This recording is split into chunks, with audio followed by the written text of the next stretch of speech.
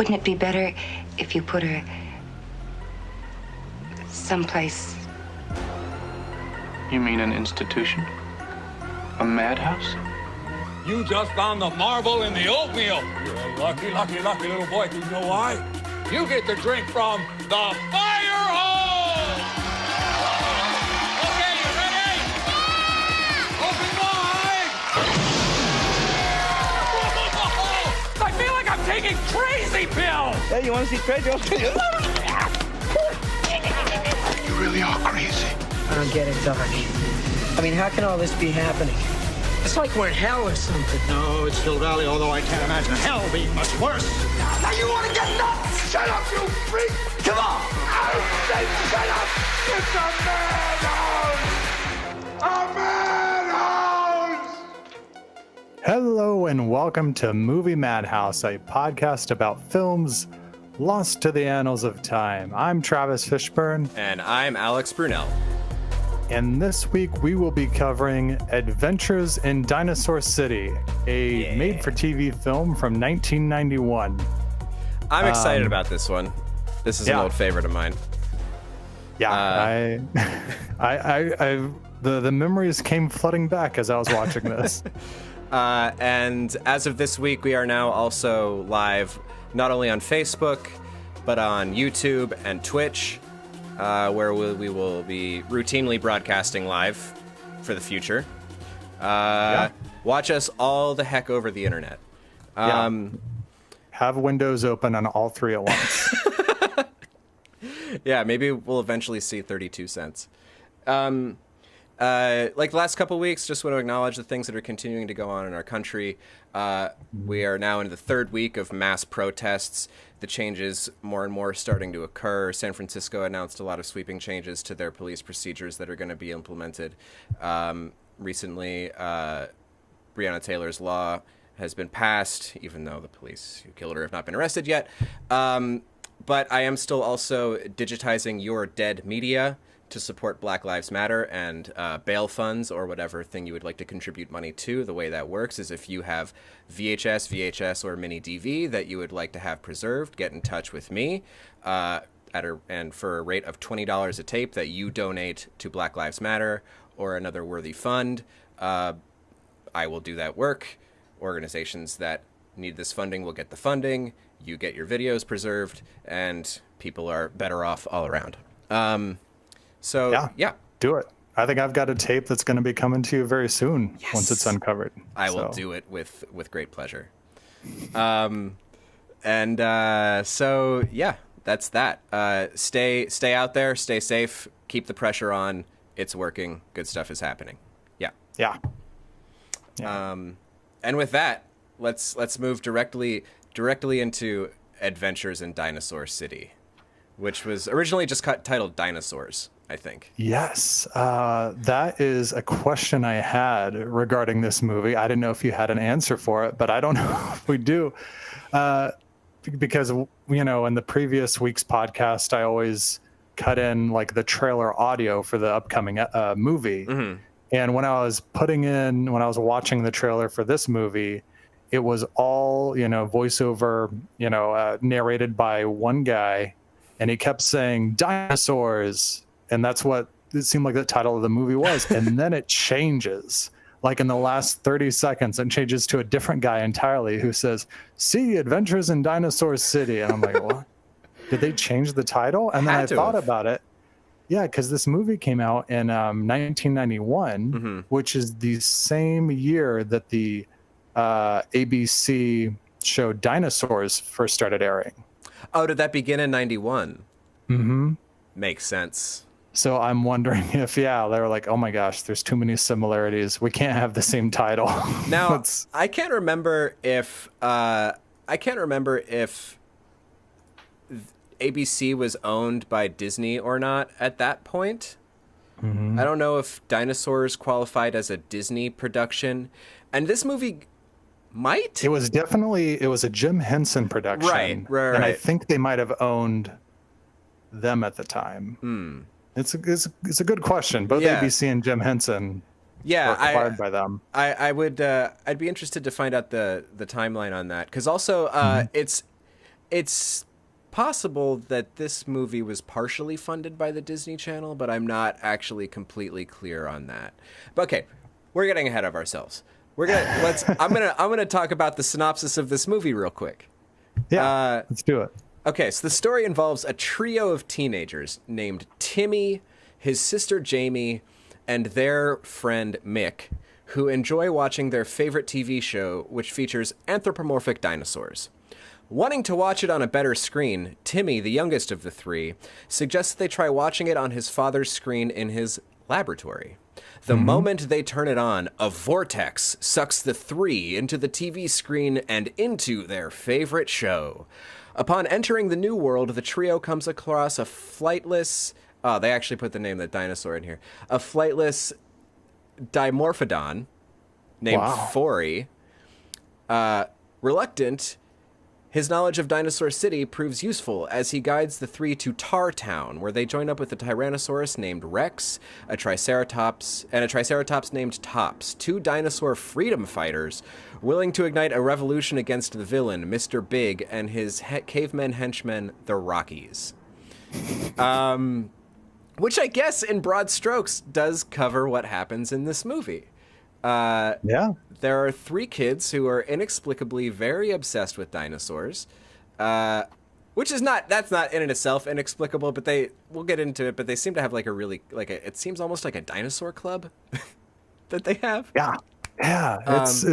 It's we'll talk about that. The parents are scientists and they go out of town to present their findings. Their findings are they were attempting to put an orange into the television and bring it back out, which they succeed in, and literally immediately leave. Like within the next 10 minutes of their lives, they leave to get on a plane to present their findings at a conference.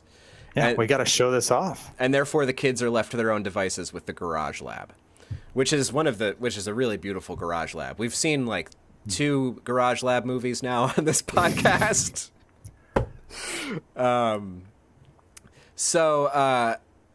And you found this too. When we were trying to research this movie a bit, there's not that much info about it online.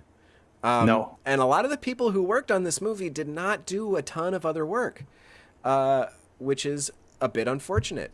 Like we kind of mentioned, it's possibly is partially funded by the Disney Channel. It aired a lot on the Disney Channel in the early 90s, which is definitely where I saw it, probably where you saw it as well as a kid. I actually rented the video.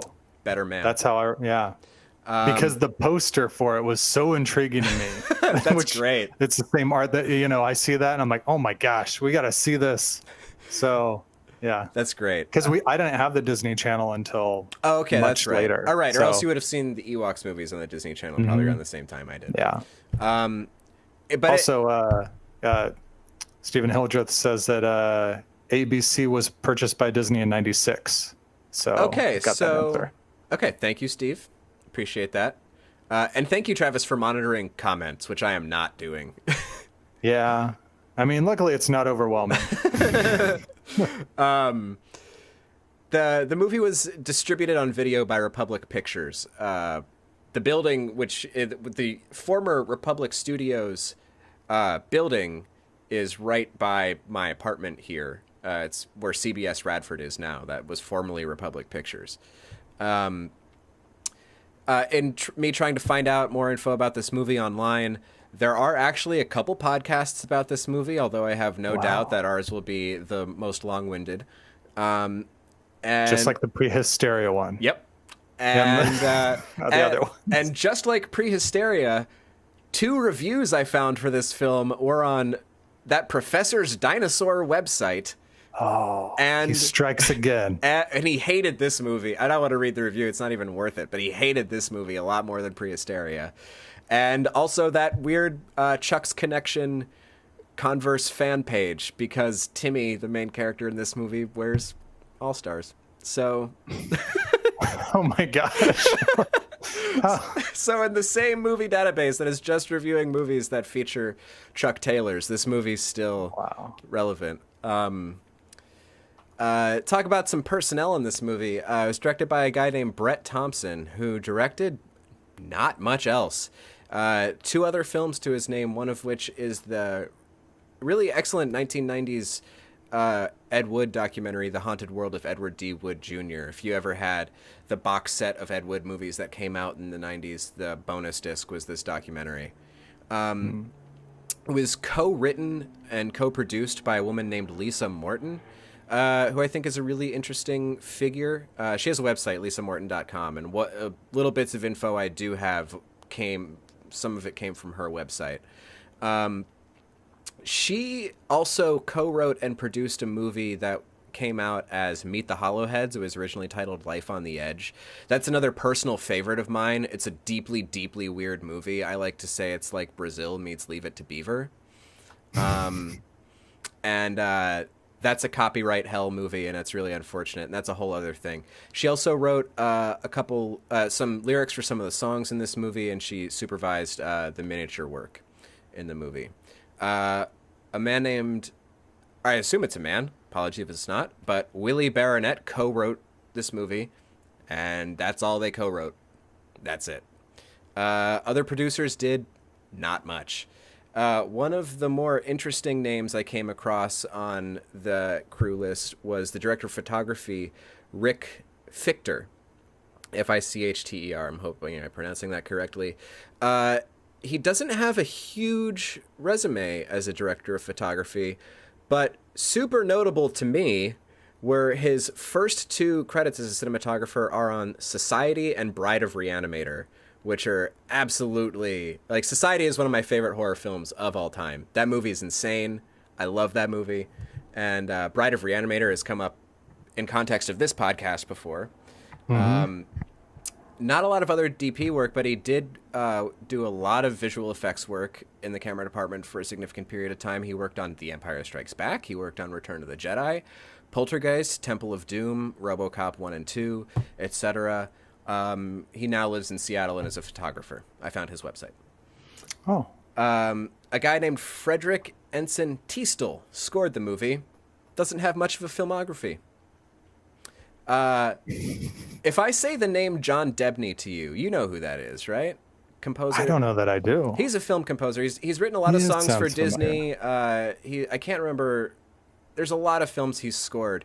He wrote one of the songs in this movie, the song "Primitive Man," which Jane Weedlin wrote the lyrics to and sang along with another song in the movie, I Know a Place. Jane Weedlin is one of the three Go-Go's and also played Joan of Arc in Bill and Ted's Excellent Adventure. Oh, okay. So she had a hand in writing a couple of the songs that appear in this movie, which is kind of a surprising number of songs that appear in this movie.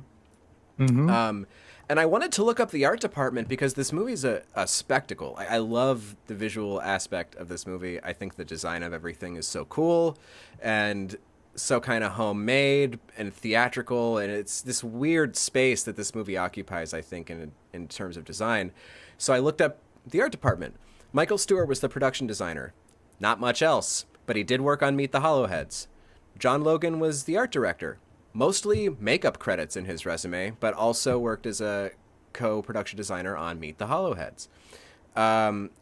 Lisa Weger was the set decorator and didn't do much else, although she was the fetish art director for the Tim Robbins, John Cusack movie Tapeheads from 1988, which is another real weird classic. A guy named Eduardo Castro was the costume designer. He also worked on Meet the Hollowheads, but unlike many other people who worked on this movie, went on to have quite a fruitful career and would be a costume designer on Ugly Betty, Castle, and Once Upon a Time. So this guy is safe in TV world right now. Still doing it. I wanted to look up specifically who did the matte paintings, because the matte paintings in this movie are totally beautiful, and they're by a guy named Richard Kilroy. Again, not the biggest resume. I'm sure that there's a lot of stuff that he worked on during the course of his career that there just wasn't credit for or whatever. But titles that I thought notable that came up on his matte painting resume were UHF, Darkman, Terminator 2, and Titanic. Oh, wow. John Criswell I think is the last really significant crew person on this movie that I want to mention, who is the creature creator / creature designer / puppeteer. Basically, John Criswell is responsible for the dinosaurs in this movie by and large. And he has a wonderful history of puppet work, which includes Reanimator and Bride of Reanimator, just to bring those up again. Spaced Invaders, which is another movie I love, directed by Patrick Reed Johnson. The Dinosaurs sitcom. That's right. The guy who made the dinosaurs in this movie also worked on the puppets in Dinosaurs. And I think worked at Henson in a capacity for a good period of time because worked on the various 90s Muppet movies as well. Yeah. Also had credits on Forgetting Sarah Marshall and Predators, and now seems to be working largely with K&B Effects and working on The Walking Dead. Wow. So there's not a lot about the people who worked on this movie, but the stuff that is there I think is actually pretty interesting. I do like that. I know that Lisa Morton did bring over a lot of crew that she could from Meet the Hollowheads. There's a lot of very similar design sensibilities about the two. Excuse me.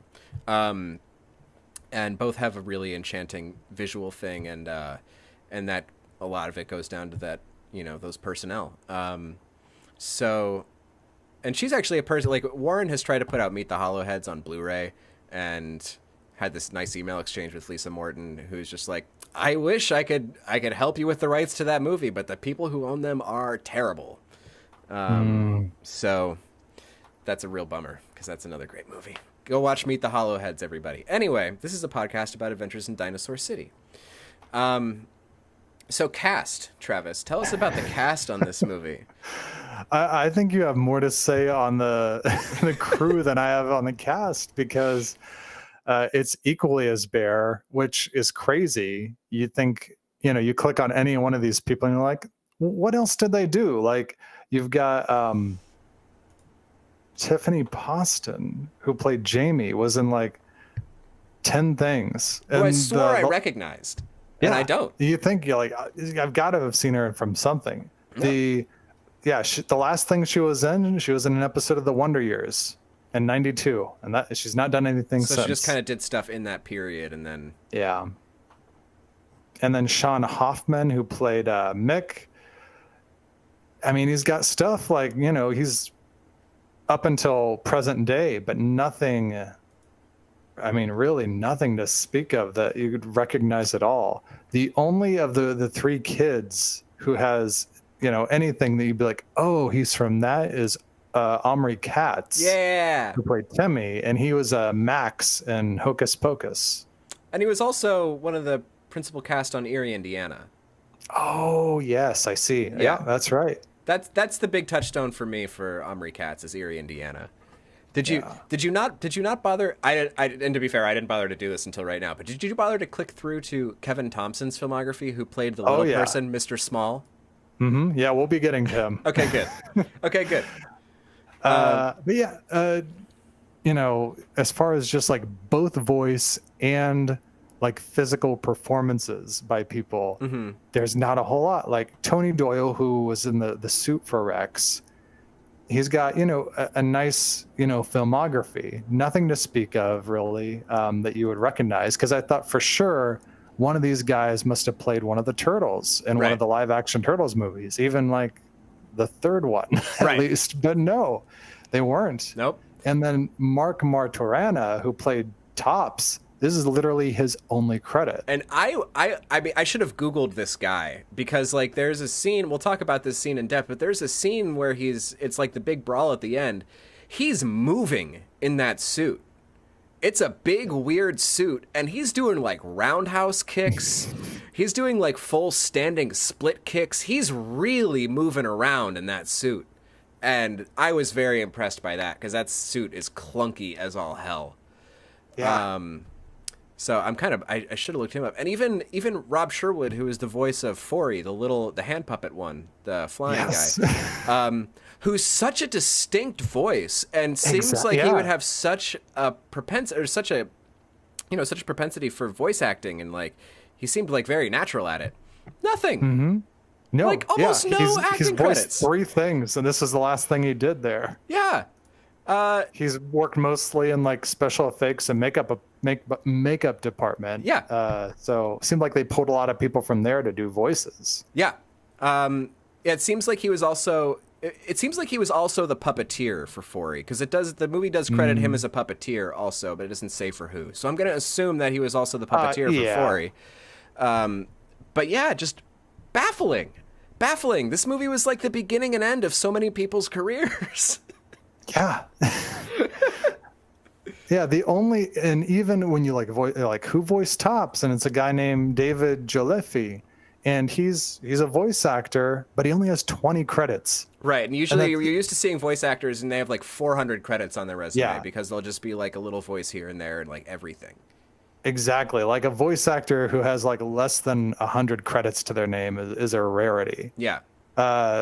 So with that, the only person of real note, the guy who voiced King, is a guy named Paul Eating, and he's got, like 276 credits. And yeah, I'm sure we all know Paul Eating's voice, even if we don't know, we know Paul Eating's voice, I'm sure. Yeah.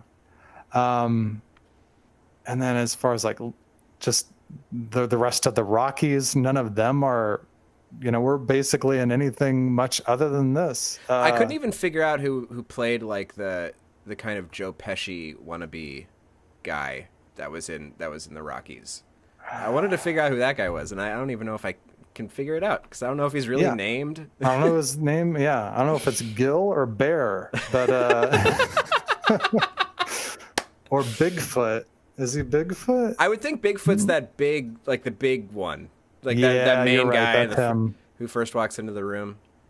All right, but the only other person of note in this movie is Kevin Thompson, who played Mr. Small, who was like the sidekick character to Mr. Big. And we've seen him before in 2 other movies that we've reviewed. And not that we knew that. Yeah, no. Because he's in a suit. Yeah, he was Chuck-a-Truck in the Ewoks movie. And the first, in Ewok for Caravan of Courage. Yeah, he was also in Battle for Endor, but he's not specifically named as any specific Ewok. Right. He was also in Return of the Jedi as an Ewok. Right. And he was in Blade Runner as a bear. Yeah. Which, if you know Blade Runner, you know who that is. Is one of these little contraptions that was built. Yeah. That Sebastian made. Yeah. So, yeah, I love his filmography. His filmography is. I mean, filmography for little people is always very kind of weird to look at. You see Elf, and you see like Oompa Loompa. He played an Oompa Loompa in Epic Movie. He was the blob operator in Weird Science. Oh, so he was in the Blob? Yeah. That makes sense. He was in the Chet Blob. That's funny.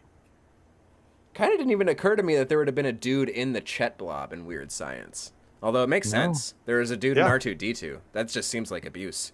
Yeah, there were 5 people inside Jabba the Hutt. So that also seems like abuse.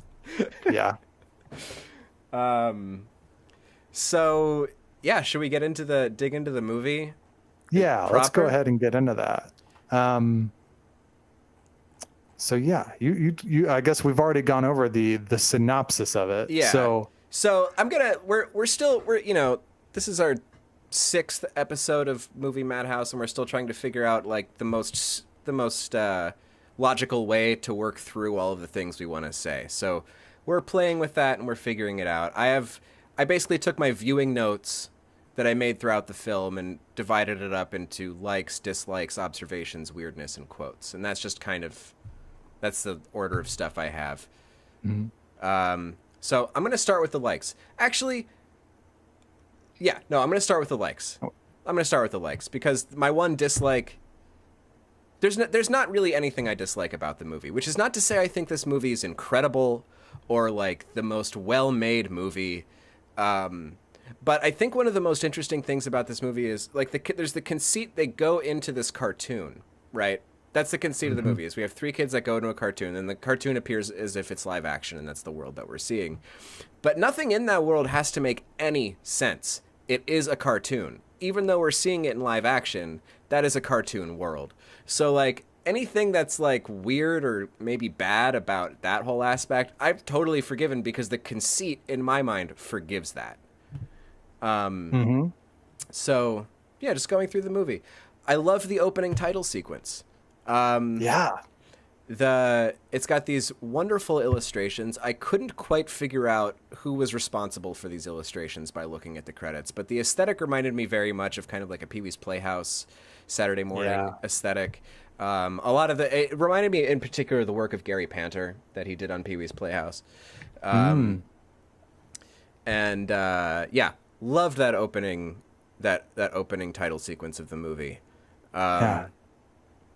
An interesting thing about that opening title sequence is the music that it's, scored with, because based on that music, it seems very inspired by like Danny Elfman's Beetlejuice score. It does, yeah. It's got that, what David Collins on the soundtrack show would call like this doom pa thing going on. Oh yeah. Mm-hmm. Yeah.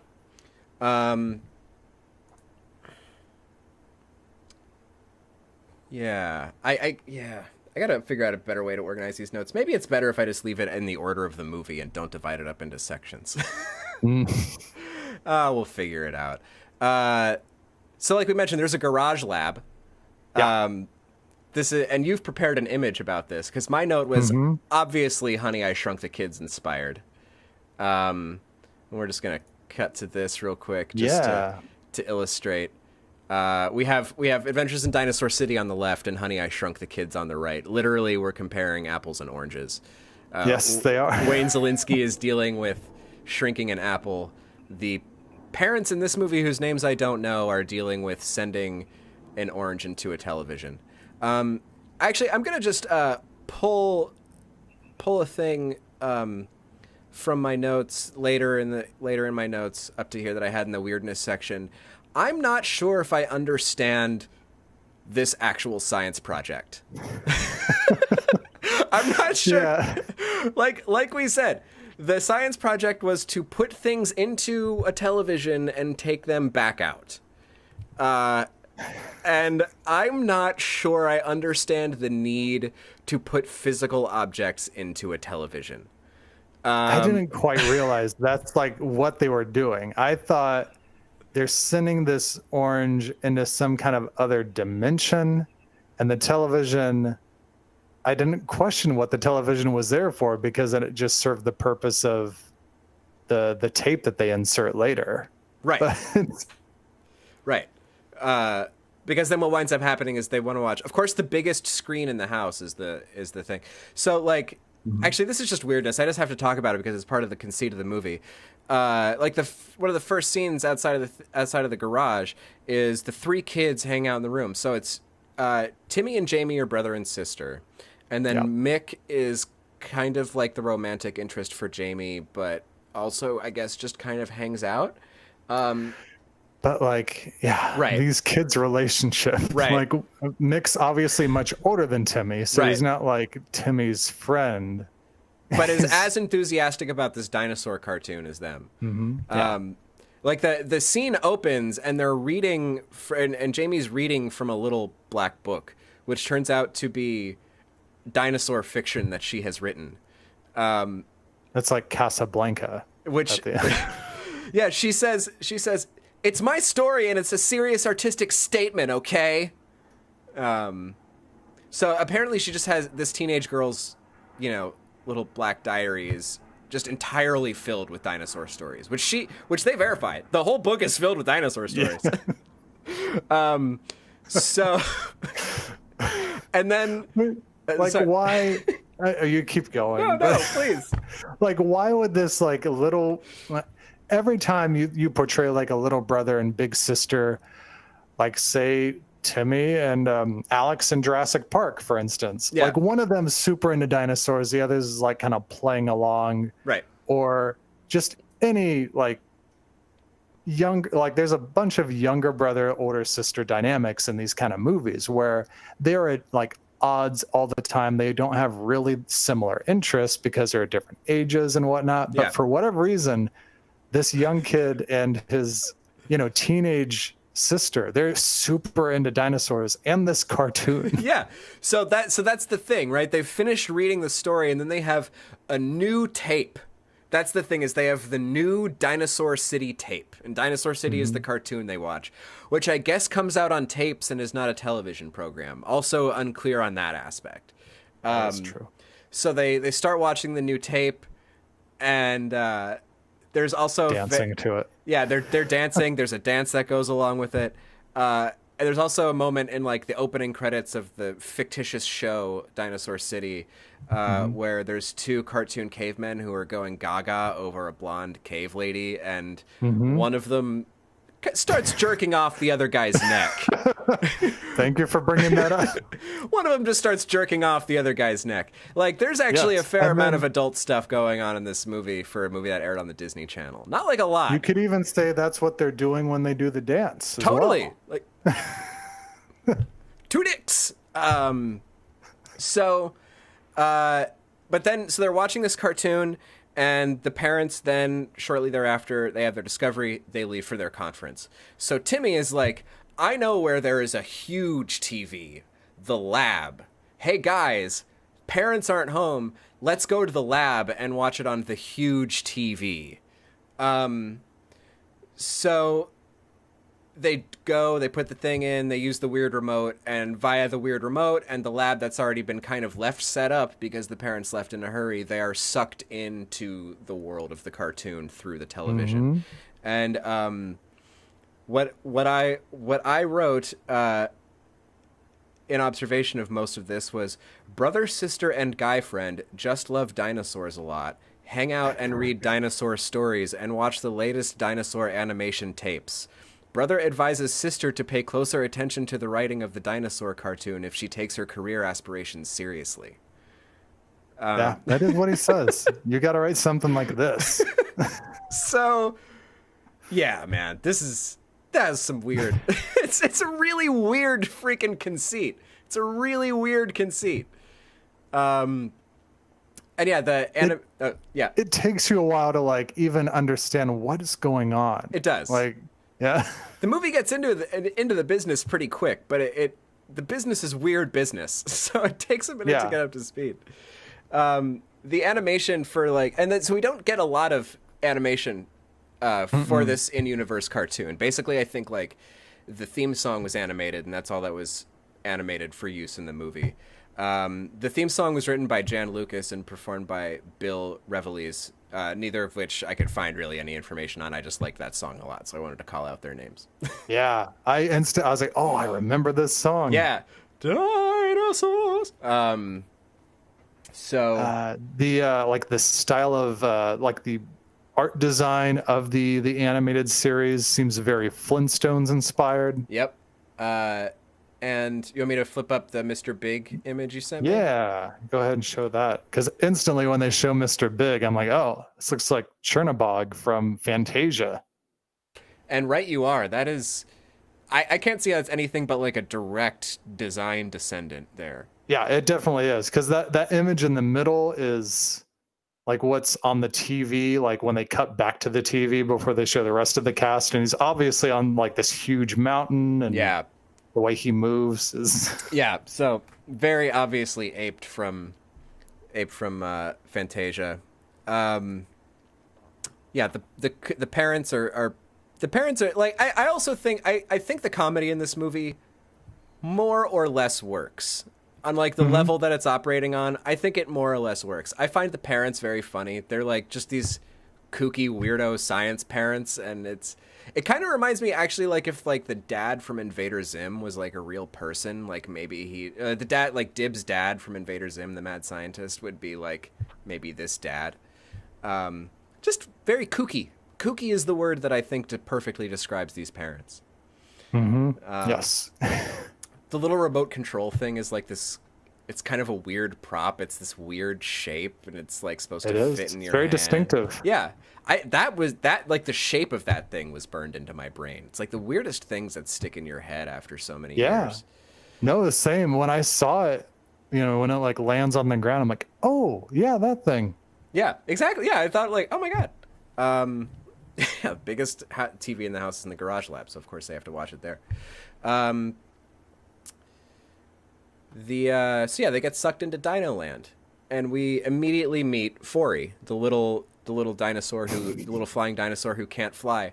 And it's a really funny intro because like the kids just kind of tumble out, they see the dinosaur, the one just starts screaming at him, and Forey just starts screaming, and it's like 15 seconds of just two characters screaming at each other. And then he falls backwards. And it's a really good like physical punchline. Yeah, It's really I think that's funny. like my favorite joke in the movie is him screaming until he just faints back. My favorite joke in the movie is a different Forey joke, and it's later in the movie when they're up in the treehouse, and he has the conversation with the little fairy to turn on all the lights, and the fairy's yeah. communicating like in these little chirps, and he goes, and then they have a conversation like that for a good 10-15 seconds. Yeah. So, another thing like that felt like what we recently saw in the Ewok movies. Yes. I definitely felt that with the fairies. So like now we're getting really into the design of the movie, right? We're starting to see this world that has been built, and it's obviously Also, all sound stages. Yeah. Everything. I'll just finish this point. I'm sorry to steamroll. Oh, it's okay. Like, I didn't. Everything feels very enclosed. That's like if there's any fault of the design of the movie, it's that like the limitations of the spaces they were using kind of show, because the spaces all do seem relatively small. That being said, everything is such a beautiful construction. Like the walls, everything is so fully done. It just looks really, really cool. And I'm sure that there's like junky aspects that we can't see because all we can see is like a VHS rip, and we're not watching this in crystal clear, pre-hysteria quality, high definition. Yeah, I think they were very meticulous with how they lit that too to hide any of that. There's a lot of shadow play going on in the cinematography. You were going to say something, and I stomped on you. Oh, I was just going to say, when they get sucked into the portal and are sent out, the whole sequence seems like it takes a very long time. It does. And when they come back, too. Like, both scenes in the vortex take a really long time. Yeah, it's over a full minute, really. I went back and looked. I'm like, how long? Yeah. Oh, wow. And they had to show each kid had to have their own scream. My favorite was a mixed scream. I don't remember mixed scream, but in the podcast version of this, I'm sure you're going to edit that in. Yeah, everyone just heard it. Wasn't that great? Yeah, these are just my likes. And I mean, so much of what I'm talking about and stuff I liked is visual. Like, the Rockies come in and they're like the very cartoony looking cavemen. They're wearing pelts. They're wearing these really silly, like frizzy wigs. They're either super muscular or they're total babes or they're like fat slobs. And that's like the only kind of cavemen that there are. There's some miniature work going on. There's when the train car goes by, there's a little miniature shot with some beautiful matte painting work. We see that I kind liked of all that. Yeah, we see that kind of thing a few times. There's an absolutely amazing and terrifying dinosaur Grim Reaper in the graveyard. There's more just visual stuff. There's a point where they have to cross this water, and there's this beautiful like Triceratops skeleton that they use as a bridge. And like I also really love how all the water has like dry ice as a top layer on it. There's like a top layer of fog on all the water in the movie, and it really adds to that like primordial bubbliness that the movie's like trying to go for, I think. Yeah.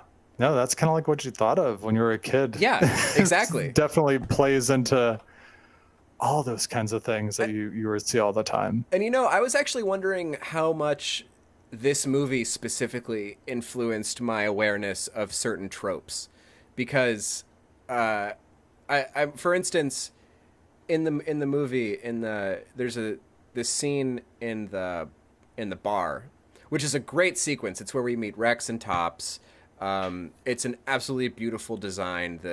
the inner doorway, the outer doorway, the weird little frog dinosaur bartenders. There's a prostitute. There's a dinosaur card game. All the wardrobe. It's just like amazing in there. And in there is oh man, I lost the thought. I can't believe that just happened. Oh, during the brawl, Jamie's glasses fall off, and of course her glasses fall off. She needs them, so they're going to get crushed. There's that trope in this movie, and I think this movie may have been my introduction to that trope. Oh, wow. And that whole bar brawl. There's a whole brawl sequence in the bar. There's a musical number, and then there's a brawl, and the brawl is so goofy, really fun. There's these moments, like all the wire work is like the most obvious wire work I've ever seen in a movie, where like one of the dinosaurs is like trying to throw one of the cavemen up into the ceiling and then like catches him and keeps doing that, but like the guy like slowly rises and slowly sets back down because he's obviously on these wires. Really, really cool, man. Yeah. Is there other stuff that you liked that I've kind of steamrolled over the part of that you wanted to bring up? No, I mean, just in that bar sequence alone, it's I think that's the best sequence in the movie, is the bar sequence. yeah, it's when they step in. Well, we should backtrack because this other thing I have plays into that. It's That's what I get for mixing up my notes. Oh, it's all right. They because when they're arriving there, it's even before that. When they look over at that Triceratops skeleton that they're going to use to cross over. Yes. As soon as they get up there and they look over and it's like revealed to them with the map painting and everything, the musical cue and the way it's revealed is just like almost a mirror image of when the Mos Eisley spaceport is revealed in A New Hope. You know it is. You're totally right. I didn't even think of that. And then they repeat it later when they get to is it Tartown? Yeah, to Tartown. Yeah, they do the same thing later right before they get there.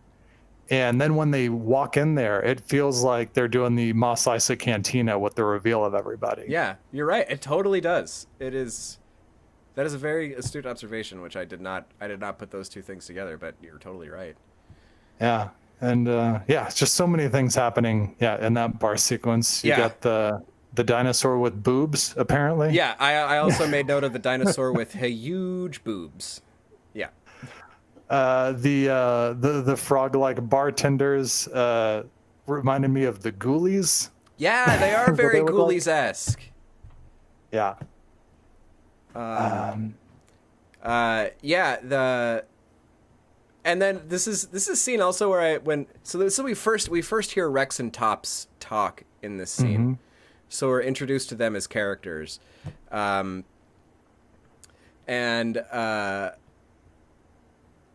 Rex is kind of, you get a better read on, like, Rex is like a more reserved, he's Rex. Like we automatically think like, oh, this is the guy because he's the Tyrannosaurus Rex and the Tops is the sidekick, which is correct. But like you're trying to figure out like what the hell kind of a character Tops is, because he sounds like he's kind of doing like a Seinfeld voice, but he's also talking like he's like some sleazy Hollywood agent, kind of like a low-rent talent agent. There's a lot of different like vocal choices, like in terms of like the performances that you're like, what is that exactly? I've heard it before. I can't quite nail it. Yeah, because Tops has that going on, like you said. Also, what's her name? The Rockies girl. Oh, what is her name? Chanteuse? Yeah, Chanteuse. Or Chanteuse? She like yeah. And you're like, what's that? Like what's that trying? What's she trying to do there? Kimmy Beck. Yeah, she's got a longer filmography than she was in a Friday the 13th movie. She was in some stuff. Yeah, she was, but like it's still like nothing. Yeah, she played housewife in Independence Day. Hey man, that movie that paid a few bucks. Yeah. Yeah, like you said there, like you don't know what like the Tops character, what's that? Yeah, like what is that? Where's that coming from? What is that about? It was a little bit weird. But it's not. It's just like, huh. But yeah. The brawl sequence. After that, they make their way to this treehouse. Like I already mentioned, before turning on the treehouse lights by having the conversation that I think is great. It's like, just hurry up and do it. Yeah. But there's a wonderful design thing, which is like everyone else is climbing up the giant ladder, and Forey gets in this little elevator that's kind of a basket that's attached to bats, and the bats fly up. And this isn't the only elevator in the movie. Mr. Big's Tower of Evil also has functional elevators, which is hysterical to me. I love, and it runs on power. It runs on power. Well, because that's actually the whole crux of the movie inside the movie, right? It's Mr. Big has stolen the fuse that powers Dinosaur City. And there's going to be a meltdown. Right. Like it's going to be consumed in lava, and they have to go get the fuse back to keep Dinosaur City safe, and also defeat Mr. Big, who's just a bad guy and should be defeated. But yeah, I should have mentioned that earlier because that leads directly into my one dislike and a very significant weirdness. But we'll get to that. Treehouse. This is about the time in the movie where we learned that the remote can freeze and rewind TV inside the TV world. So as long as it has batteries, it can pause people or rewind people, and they use this to their advantage in battle in really silly ways. And Mr. Big wants that power. Yeah, he do. And he did successfully steal it at one point, but the batteries had fallen out of the remote, so it was useless to him. They were dangling Timmy over a literal lava pit. They were going to drown like a 12-year-old in lava to gain the secret. But luckily our heroes prevail, so we don't have to see a 12-year-old boy's skeleton after it is drawn back out of the lava pit. It's been worth it if he did the thumbs up while he went down. We do see a bit of Mr. Big, we learn he's an Allosaurus, and the Allosaurus were Allosaurus, right? Not Velociraptor? Yeah. Allosaurus. Yes. And the Allosaurus were evil. And they're just like a cousin to the T-Rex, but for whatever reason, they're evil. They're the evil cousin of the T-Rex. And of course, Mr. Big has a little person on a chain as a sidekick who Mr. Little, Mr. Small, or Mr. Small. There's Mr. Big and there's Mr. Small. One of the lines of dialogue I noted from the movie was from the very end after Mr. Big is done away with, and he just goes, "I'm free! I'm free!" and does a dance. That's a great moment. Yeah. So of course he has a little person sidekick. They have their own. Rex and Tops have a little dance that they do before they engage in a fight, which I guess is that dance. Yeah, that's what the kids are doing. That's what the kids are doing. It's like, I don't know. It's some weird. We're too cropped for us to fully do it. We could. Yeah. I saw that you uploaded 9 hours of Brain Dead Danny to our YouTube channel. So I didn't make that public. I just wanted it to anybody who's looking for something to fall asleep to. Wait, is that an unlisted video right now? I mean, it's listed. You just gotta, find it. That's really, really funny. They have their own place called Skull Island, which I thought was funny. Oh, right. The other plot aspect of this movie, right, is that Rex's father fought against the Allosauruses, the Allosaurus people, and eventually, kind of, as was seen by the community, became a traitor and handed over the keys to the city basically to the bad guy, and then Dinosaur City was never the same because Mr. Big was in charge now. And father was branded a traitor, and son was an outcast, which is why he's like all the way out in Tartown, and he's like, they don't want to see me in Dinosaur City. It's not my place to go save it, before he's convinced to go save it. But there's this scene once they've broken into the whatever the evil tower, Mr. Big's tower, where they discover Rex's dad in the dungeon, and it has to be like, actually, of all the scenes that we've talked about in this podcast of like family films and the emotional unreality of certain aspects of them, nothing rings less true than this reunion scene between Rex and his father.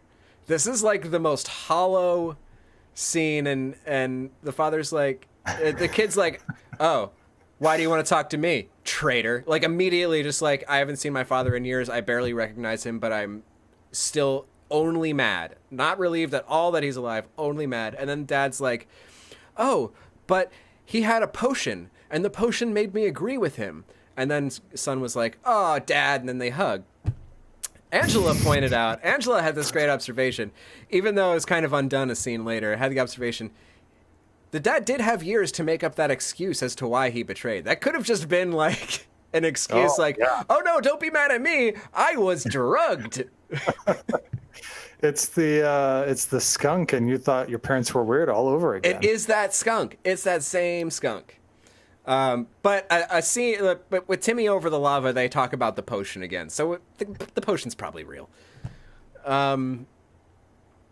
But yeah, that's the one thing I just like did not like. I'm like, why is this in here? This doesn't need. And then they go about saving the day, right? They go up the elevator. They fight Mr. Big. They win. They liberate everybody, and they get the fuse back. Right? Yeah. But all the things. But during all that time, they've freed the father from the jail cell, and he's like, okay, I'm going to try to bring down the tower while you guys do that, seeming that they were complementary goals, which, sure, that follows. But then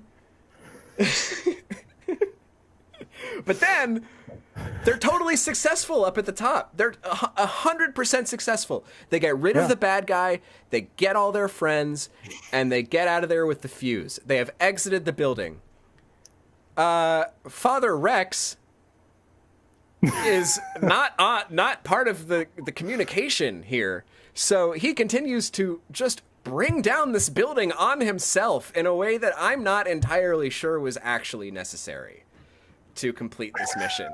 The dad sacrifices himself, I'm pretty sure, 100% needlessly for the destruction of this tower. And to be fair, the destruction of the tower is pretty cool. It goes up in this weird green flame that looks pretty cool. And I liked the effect very much, but I couldn't help but question the necessity of of Rex's newly reunited father perishing for the cause. And then Rex has a sad scene where he's real torn up about it. And then I think it's Forey who tells him, like, he gives him some reassurances, and he's like, well, just think about all the good memories you have of him. Right. And then they immediately cut back to the for no reason. They weren't even like close to there anymore. But as soon as he said that, they just cut back to the wreckage, the rubble. Yeah. That was like the weirdest mechanical aspect of the movie by far. I love that our partners are keeping the Facebook chat alive. Thanks, guys. Yeah, do it. Thank you.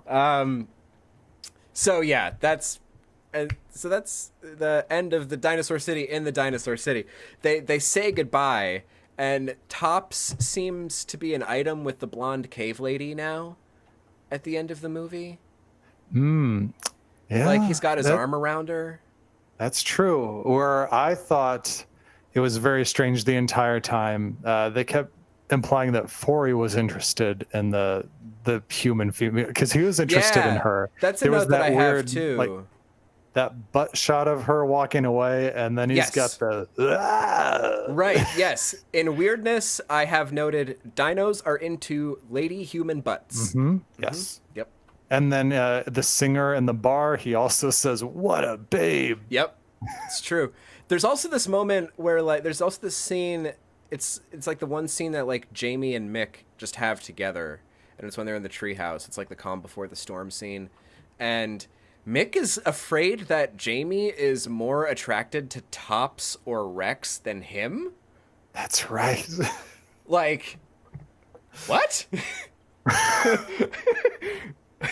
Like, what? That's a thing in this movie. It's really weird. That's the weirdest part of all the things that are weird. Of the science, like the science for science sake of let's see if we can beam something into the television and bring it back out is less weird than the accepted reality of the interattraction between anthropomorphized dinosaurs and human beings. Yeah. And then when they get out, so they're liberated. They get out. They put the batteries back in the remote, and they figured out literally the only thing they needed to do to leave the whole time was to point the remote at the very convenient like cafeteria doors that are at the end of this one place in Dinosaur City for some reason, and then go through them, and it brings you back where you came. But of course, they have their caveman outfits on now. In fact, when the parents ask, "Who dressed you kids?" Jamie goes, Mr. Big's dungeon, which, outside of the context of this movie, if you just say Mr. Big's dungeon to anybody, that means a very different thing, I think. I'm not sure if there's a lot of kids that are clamoring to go to Mr. Big's dungeon. Yeah, because the father was like, "Oh, is that some like new place in the mall we don't know of?" But I'm like, that's a weird thing to say. And then they kind of go on family vacation to Dinosaur City. The kids are like, "Oh, we can't wait to show you what we figured out while you guys were gone," and then take them into the garage and ostensibly they go to Dinosaur City. We don't actually. Yeah, they just go immediately back. One thing that I actually wanted to talk about or like highlight a little bit more, there is this moment where the movie does or kind of fakes it out. They make like they're gonna do the thing of like the young pretty girl has to go be bait for the brutish man. The the guys in the party. They're trying to break into the tower, so the men in the party like kind of all turn to Jamie and are like, "Oh, you can use your feminine wiles to get past this guy," and then we hear tearing noises, and they're wearing like their like furs and stuff. They all just turn on her, right? And you don't see what's happening; you just hear that tearing, right? And you feel like they start stripping her, and she comes out, and so. And that's like, so that bit, I was just like, oh God, the movie's really doing this. We're going to get this, we're going to be like a loincloth bikini, and it's just going to be like really gross. But actually, it's kind of like the outfit is as tasteful as possible. There's less of it, but it is not in any way revealing. She does like start to like flirt to like get his guard down. And then knocks the dude unconscious with the club herself. And then the boys come out and we're like, "Oh, I thought we were going to do that part." She's like, "I got it." So I really liked that this movie actually didn't play down that far and just do the thing I thought it was going to do, which is the version of the scene where she's in a loincloth bikini and the men come out and jump the dinosaurs. She's out there, not as stripped down as you'd think. And she takes them out herself. So that's just like a little moment of some pro-female stuff in this movie. There's not a lot of bullshit. There's obviously like timely gender bullshit going on in this movie, but like where this movie could really sin, it doesn't. It's nice. Yeah. Yeah. Even though they did the trope of her taking off the glasses to become attractive. That is true. That she did get she's all that it. That is 100% true. Also, that scene, there was a line in there that was in the trailer that is not in this because I was waiting for it to happen. I'm like, what's the context of this? She approaches those two guys that she takes out, and she says, "Excuse me, boys. I was looking for somebody who is supposed to be getting off." Whoa. That's what the trailer said. I'm like, what's that mean? Wow. I got to go watch this trailer for the deleted scenes. Wow. There were a handful of other adult jokes in this movie. I don't think I really noted them so much aside from just the neck jerk off thing. But there Yeah. were, just in the first like 10 minutes, there were a number of adult jokes peppered in. There are a couple other lines of dialogue. As you saw in the poster, they say "gimme claw" all the time instead of "gimme five," which I guess makes Gimme sense. claw. It doesn't make it not weird or annoying. There is a moment where they say, "We laid them out like turtles," Yep. shining a spotlight directly onto what this movie is trying to capitalize on, which is Exactly. This movie's ahead of the dinosaur curve. Like, really, there weren't big dinosaur movies yet. Dinosaurs TV show came out this same year, but you could hardly say that like this is because of that. This is very much like, what else is green and could do ninja moves? Oh, dinosaurs. Yeah. So- The trailer says that as well. It says, long before there were turtles. And it flew right over my head the first time. And then when I started like watching this, I was like, oh yeah, Ninja Turtles, obviously. Yeah. I'm like, I didn't know why the Turtles line was in there. And another bit of dialogue I had noted was when they're in the tower and they're taking the elevator up. Everybody goes up except for Topps, who stayed behind to free the rest of the people in the dungeon. And he takes his own separate elevator up. And there's an elevator operator. One of those little toad dinosaurs that was behind the bar is like operating the elevator. And he operates it for the rest of the party, no problem. But when Topps comes in, he just goes, "Money, please." And when Topps leaves, if you listen, as Topps is leaving, you can hear him go, "Tip, please." Which I just thought was hysterical. Like, this is the job. It's not like that creature's enslaved. Like, it's making its wage by operating the elevator at Mr. Big's tower. Nice. Also, just the way he said "money, please" reminded me very much of Jenny Slate on Parks and Rec. Oh, interesting. "Money, please." Yeah, John Ralphio's sister. Yeah. What else you got on this movie, Travis? Man, I think that's about it. I don't know. I don't really have a whole lot more on this movie. Another quote from the movie was, "Guess who's coming to dinner?" when the Rockies were showing up. Yeah. Movies full of quips like that. This is a worthwhile movie. It's a very odd thing. It's a very weird little bubble thing, and especially now considering we know that like the creatives and cast behind it didn't go on to big things. They didn't do anything that was like, oh, this Dinosaur City is a really interesting footnote in this significant Hollywood person's career. It's just a lot of people who got together and they made this weird movie in 1991, and it's like just the constructed feel of it is very of the time and wouldn't be of the time that much longer. Like, it was toward the end of the era of movies with that kind of an aesthetic. And I just think the design of the movie totally stands up. It's not like an amazing movie to watch as an adult, but I can't imagine like a kid not being entertained by this, honestly. Yeah. No, agreed. It was yeah, it's definitely it's just an interesting experience because, like you said, it creates this dinosaur world that's very much in the same realm as the Dinosaurs sitcom that came out the same year. It's weird. It is weird how those two things actually have so much in common on the surface, but are in no real way related. Yeah.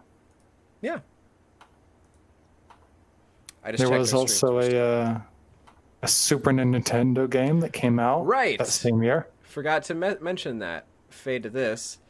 Dino City did come out and apparently bears like a very kind of minute and broad resemblance to the movie, but doesn't really have much to do with it. No, I watched some videos of gameplay and I'm like, I do not see anything in common. I mean, like, the T-Rex is wearing a red jacket and the kid has stripes on his shirt. I think that's kind of the beginning and ending of the commonalities. Yeah. I'm just going to cut back to our title card really quick because it has the poster for the movie on it. I think it's funny that the kid on this poster is not at all Omri Katz. No, does not look like him at all. He's wearing the same shirt. He's wearing the purple striped shirt that Omri Katz wears, but it's not the kid. So I don't know if there's an issue with their actor's likeness or something, but I don't know. Yeah. I was, this, like I said, I would watch this based on the video cassette box. Right. And I'll be honest, the image that this creates, like, I was like, it set me up for a little bit of a disappointment as a kid because can't disagree. I thought the dinosaurs were going to look more like this. Yeah. They don't. They look a little... These are much gnarlier looking dinosaurs, kind of pointier. The dinosaurs in the movies seem much softer. Mm-hmm.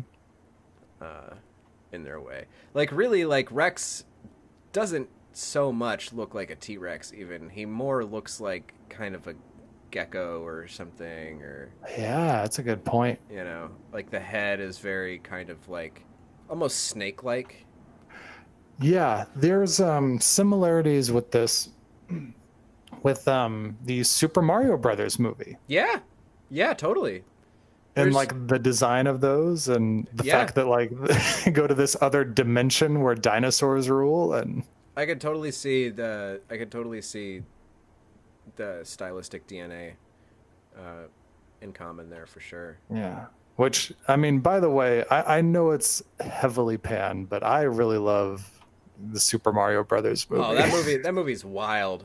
That movie's wild. I loved watching it as a kid, and like one of the greatest setups for a sequel that never happened. Yeah. At the end. And I actually can't think of a quote unquote bad movie that is better documented in terms of its history than Super Mario Brothers. I don't know if you've delved into this world, but there's like an absurdly comprehensive Super Mario Brothers movie fan site that has many different iterations of the script. And like in early versions of the script and like synopsis of these, you can kind of see like, oh, I understand why Dennis Hopper might be interested in that. Or like why Bob Hoskins might be interested in that. But then that wasn't the movie they made. No. Ed Solomon, who co-wrote all three Bill and Ted movies and wrote Men in Black and a number of other things, worked on a draft of Super Mario Brothers and has told stories from time to time over Twitter. But none of his work was in the final draft. Wow. Well, all that to say, I'm adding Super Mario Brothers to the list of potential films that I want to talk about. Yeah, man, sure. We can try to distill that down into a podcast. Yeah. Well discussed, that movie. Yeah. It's well loved. It's not going to be as niche as some of these other ones we're doing. No, we're forever the podcast authority on And You Thought Your Parents Were Weird. It's our legacy. So yeah, I think that's all I got about Adventures of Dinosaur City. I grew up with this movie. I watched it a lot growing up. I watched it again in college and then not again until right now. And I'm sure nostalgia has a lot to do with it, but I also genuinely think that the movie's worth a look for the design and visual aspects of it. Angela had seen it, actually, she realized as we were watching it. So, probably same circumstances I did. So, I think there's more people who have seen this movie and don't really realize it than not. Yeah, like you said, it was just like randomly on the Disney Channel. Yeah, just something you saw. So is that where this premiered? Was on the Disney Channel? I didn't ask about that. I don't know, actually. Let me see if.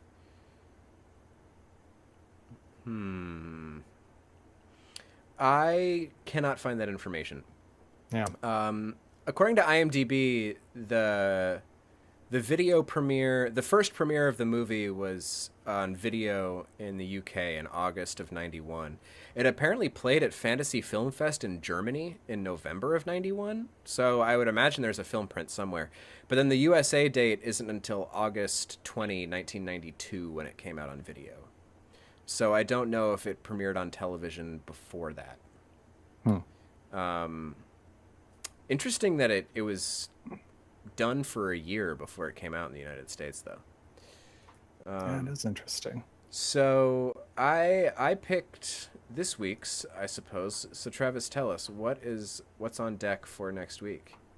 Well, before we do that, there's something I should have brought up at the beginning of the show. Oh, right. We have an addendum to last week's episode on Prehysteria.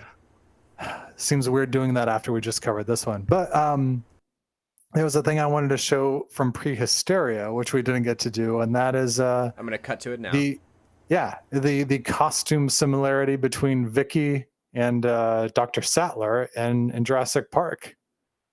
And which, again, just like the Dinosaurs sitcom and like this movie we just discussed, how they were made at the same time, but like they were definitely not copying each other. No. Prehysteria came out, the same month as Jurassic Park. It's not like they saw a photo of her and were like, let's make that costume again. Right. So it's weird. It is. Yeah, that is a weird design commonality.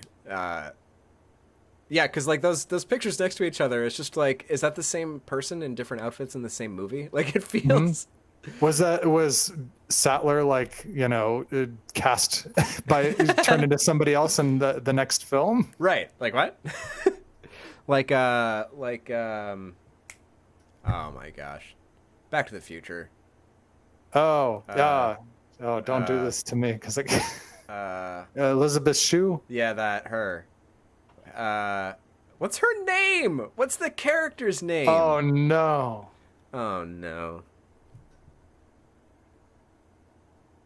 Jennifer. That's it. Thank you. All right, now that that's out of the way. Oh, we just lost our Back to the Future trivia.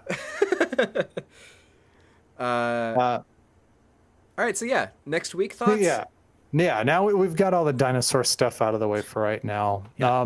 And it'll be fun to go back into Moonbeam at some point, especially the trippy, scary alien stuff in Pet Shop. Yeah. But next week is going to be the most mainstream and most popular and successful film I think we'll have covered thus far. And that is going to be Honey, I Shrunk the Kids. All right. Which I have actually watched recently. It was a year ago, but it still holds up. I have not seen it in years, but I have no doubt that it is just as good as the last time I saw it. I'm excited to revisit that. I'm very excited to revisit that. It's very easily accessible. It's on Disney Plus. It was on HBO for a while until that deal ran up, and then Disney's like, "Gimme." Is it available for rent on Amazon, perhaps? I'm sure it is. It's got to be, right? Yeah. But whatever. Honey, I Shrunk the Kids is a super accessible movie, especially compared to other films. Name a movie. Especially compared to... Wait, let me look at our list. I think literally any other... Yes, it is more accessible than literally any other movie we have covered here. Yeah. So, yeah. For rent anywhere you rent movies, Amazon Prime, Google, YouTube, iTunes, all the things. Go to Goodwill and find a VHS for $1. That's probably like not the most unlikely proposition. Yeah, you can do that. So yeah, thanks for joining us, everybody, to talk thank about you. Adventures in Dinosaur City. Yeah, wherever you're watching from, thank you, and look forward to seeing you all again next week when we shrink ourselves, or we shrink the kids. We're not covering the third movie, which I've never seen that one. I've never seen Honey, We Shrunk Ourselves. I've seen it's definitely not the strongest. I figured.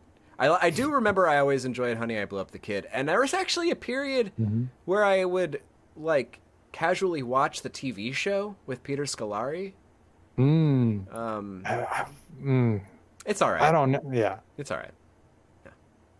Guess we can talk more about that next week. Yeah, well, on our Honey, I Shrunk the Kids mega-sode. We'll be talking Honey, I Shrunk the Kids. I was going to say like mini-sode, but next week. And so until then, Alex, where can people find more of your work? Oh, I Well, am. and all the good stuff there. Yeah. You can check me out Twitter at Alex Brunel, Instagram at Alex Brunel, where I am trying to do my best to redistribute important information and things for people, and information about getting your tapes digitized. You can also find on my Instagram, all at Alex Brunel. Do that. And this show you can find on Facebook, where we're streaming right now, as well as YouTube and Twitch. We are on Twitter at Who Watches Pod, on Instagram, and you can always reach the show at whowatchespodcast@gmail.com. Subscribe to us and leave us reviews. Greatly appreciated, no matter where you're watching or listening. And until next time, stay safe, stay sane, and stay smiling.